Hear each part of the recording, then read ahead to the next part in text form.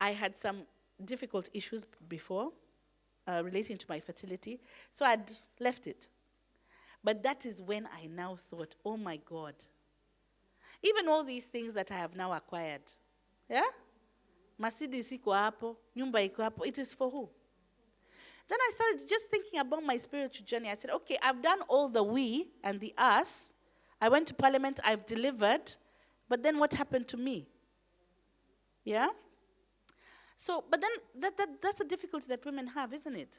Do you have your children early, then concentrate on your career? Or do you have them late, like me, which is also, I wouldn't encourage it, by the way. It's also a challenge. I kept on thinking, why didn't I have my children earlier?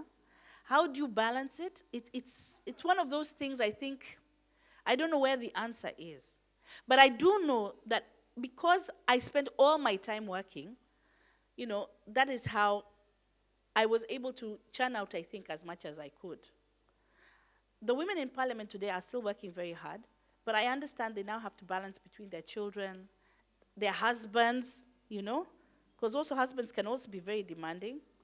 And I'm not sure whether, honestly, if I had a family the way I do now, whether I would have been able to perform as well as I did. Yeah? And I think that that's something as women we just have to understand that. And yet, then people judge you and then say you're performing lower than average when you're not, actually, because you've got so many other things you're doing.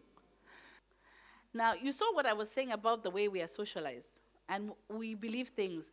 I have found myself, and I'm a teacher of this, I have found myself having to be very careful around my son.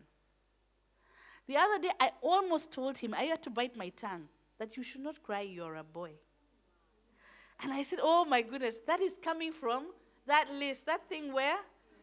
So you have to be very conscious. So I do try and treat my children equally.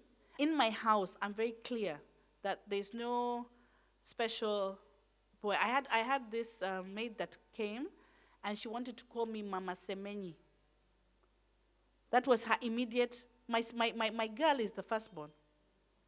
But she wanted to call me by the boy's name. That's a very traditional thing. And I had to tell her, no, if you call him, you have to call me Mama Lisa.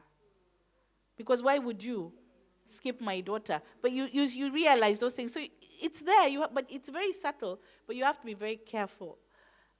Yes, but the challenges are there. Yeah. Thank you.